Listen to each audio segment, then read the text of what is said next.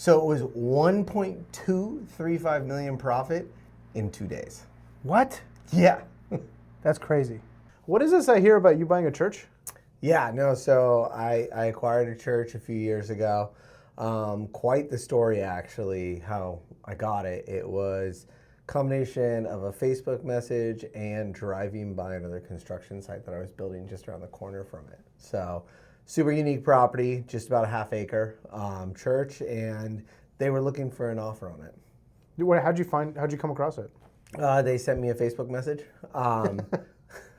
and they saw my project. Yeah. So they reached out that way, and then I saw that, and then they ended up getting my phone number too.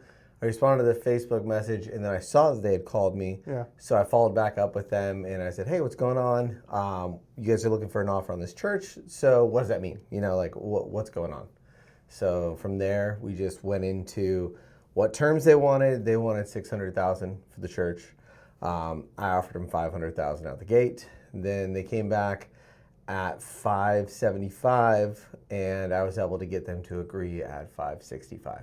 But how do you go from like somebody bringing you a church to you being like, okay, this is worth $500,000, or I'm willing to pay $500,000?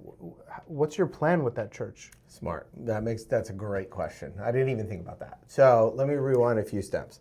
So I was building 2 10-plexes at the time. Okay. I had just finished another 10-plex. Got it. Some of those were 2-bedroom, 1-bath buildings, 2 of them. So 20 units were 2-bedroom, 1 bath.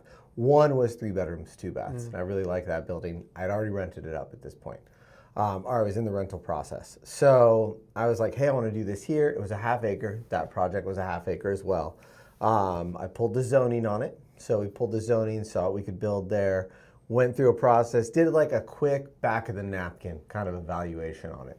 And from the back of the napkin, we're like, hey, we can pay somewhere around $500 to $575 was our thoughts.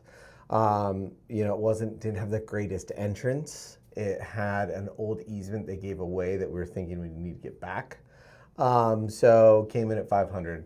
That's how that whole process started. So we looked at it. I was going to put 14 units on it. That was my plan. And from there, build it up and make it into a really cool project. Did them giving away that easement and it being kind of a challenge to like kind of reclaim it, did that kind of sway you from wanting to develop it into 14 units? Yeah, so we haven't been able to get that easement back. I still own it. So it wasn't going to make it impossible for us to do the project, but it limited what we could do on the project. And that's because of the fire code. So our access point for the fire truck was going to require a hard turn, and then we were going to have to put a hammerhead inside the project, which takes away a bunch of space, means we have to stack buildings where we couldn't do single story. If we had that easement, which they'd given to the neighbor, which is wild, the fire truck could have driven through the middle and out the back.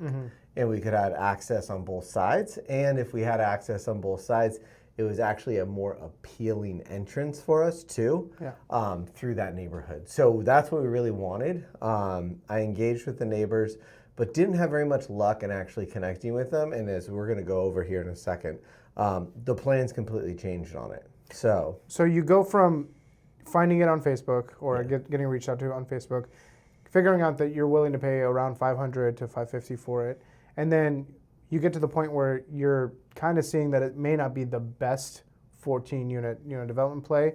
So what is next? How do you decide what to do with this? Are you going to sell it? What's the decision process there? Yeah, so I did my feasibility. I didn't go to one of our teams. I did my feasibility on it. Easily had 14 units. I had a plan where I could go up to 70 units on it as well, because that was allowed.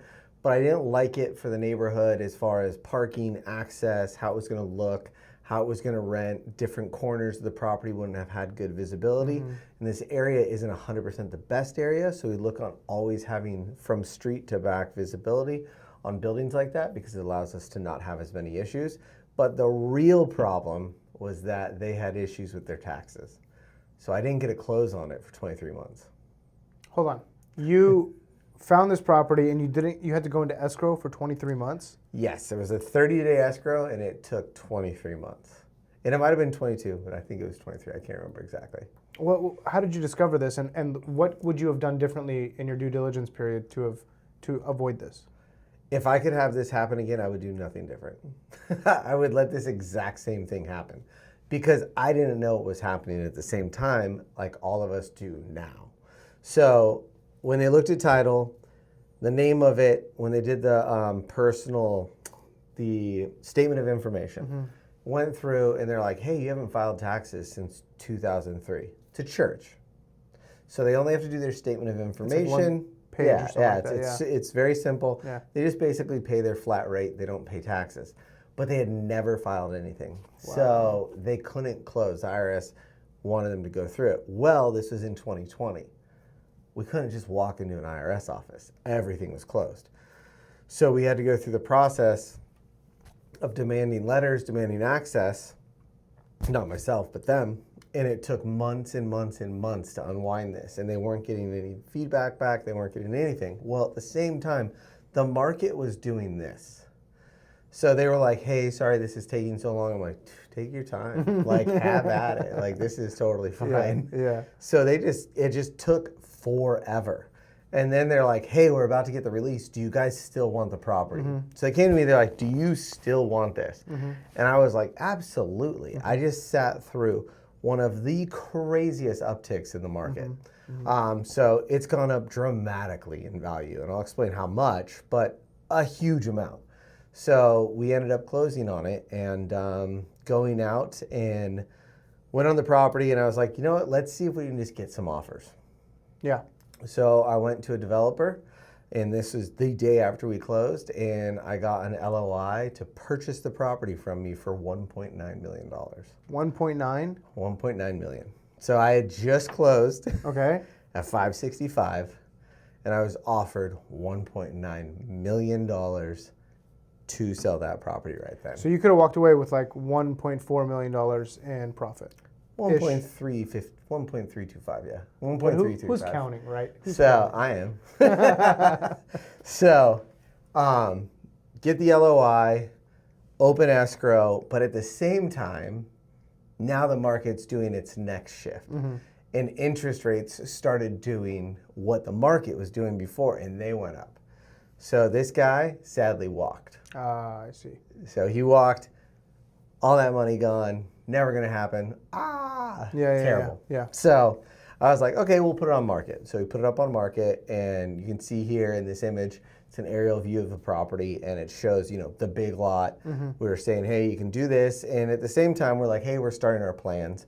No one wants to buy it for the price that we want. We started at 1.9 because we're like, we already had an offer at 1.9. We'll just go ahead and sell it. So go out, not getting very much, and at the same time, we're kind of like, do we really want to build this?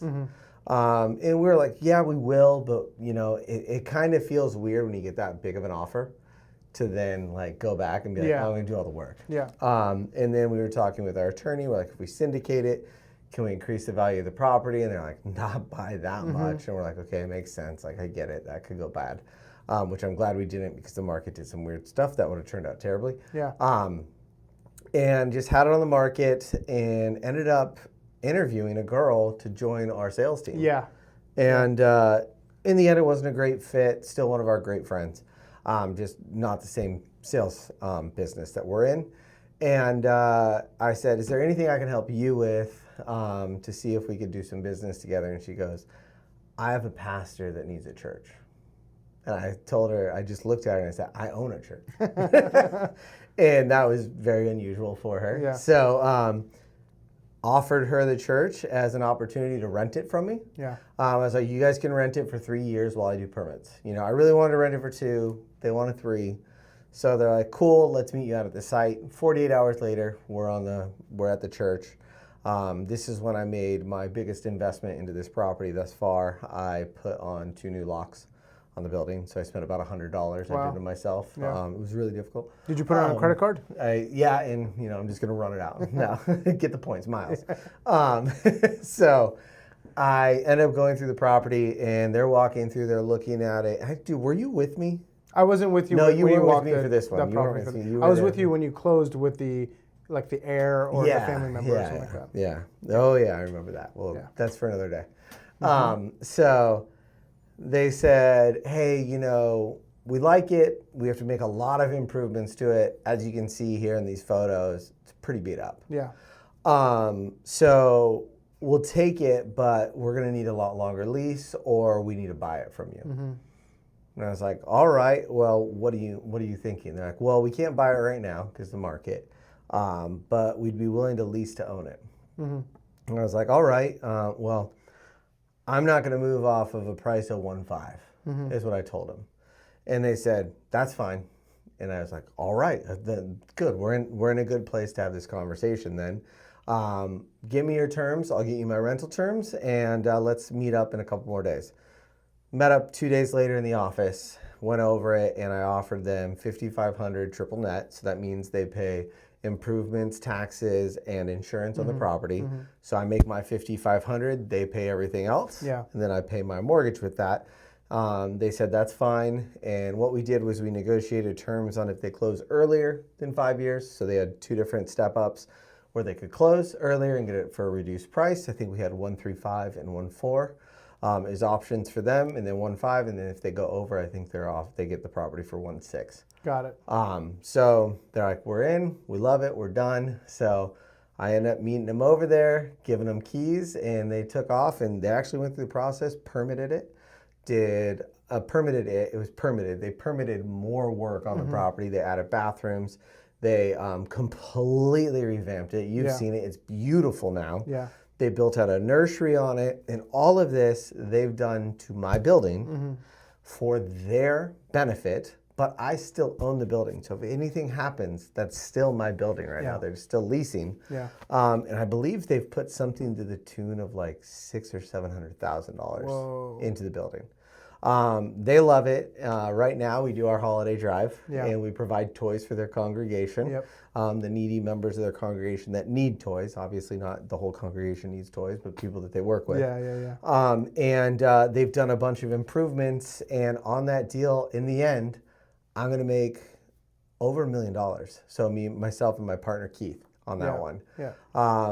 And there's so many lessons in there. I don't know if you've heard any of them, but I'm curious what you've heard. So the investment that they made on the property itself, do you get to write off any of that investment? No, I don't get to write off any of that investment. I can cost segregate the improvements though. Okay, so tell us more about that. What does that mean? Cost segregation is where you take a property, you break down the useful life of everything in that property. So they're going to say, oh, these light fixtures will last 7 years, so you can accelerate your depreciation instead of 27 and a half years. 27 and a half? Yeah, 23 and a half. 27 or 23. We'll check that later. Put it right here.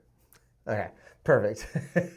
So you can accelerate that depreciation to 7 years. Carpets, 5 years. This, that. So they break it down. They do what's called a cost segregation study.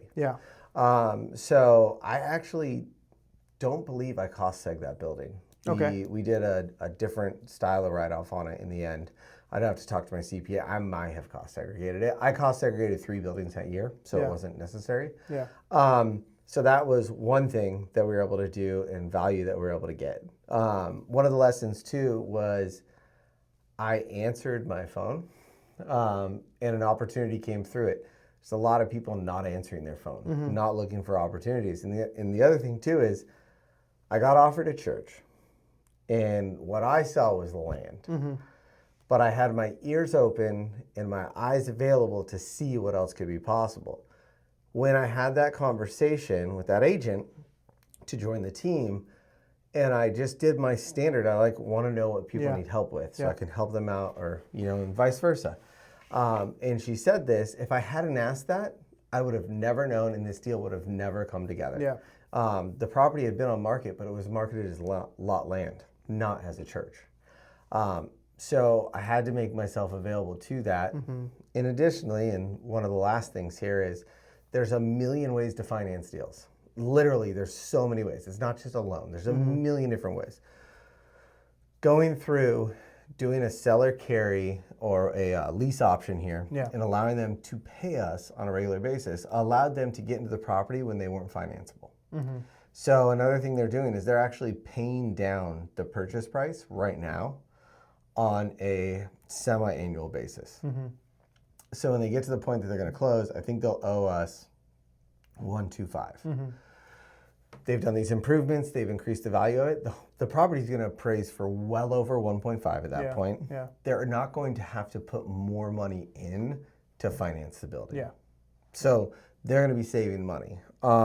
And they have some other options. They'll actually be able to, I believe, get rid of their property tax on the building or reduce it dramatically, as they are the church that owns it, and a few other things that they'll be able to take advantage of. And then as a church, they're buying this building. They can now take everything they've put in it, do a full cost segregation study on it themselves. So it wouldn't matter if I've done it or not. They get to do it because now they own it. So they're going to save all that money.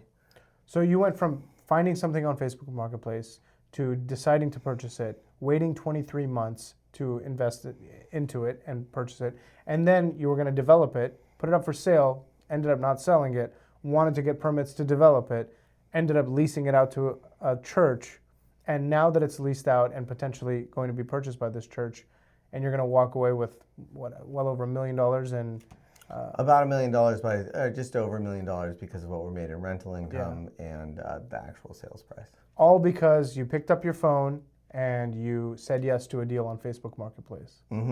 That's crazy. Yeah, and the other thing too is the ability to see a deal. And one thing to think about, we don't really like to plug the group here, but we have real estate cheat codes, exclusive. It's our online group. Where we go over how to do deals like this, how to actually structure a deal and make that happen. So if you want, there's a link down here below. Sometime you can check it out, join us. We'd love to have you in the group and help you get to the next level. And stay tuned for more tidbits like this. Cheers.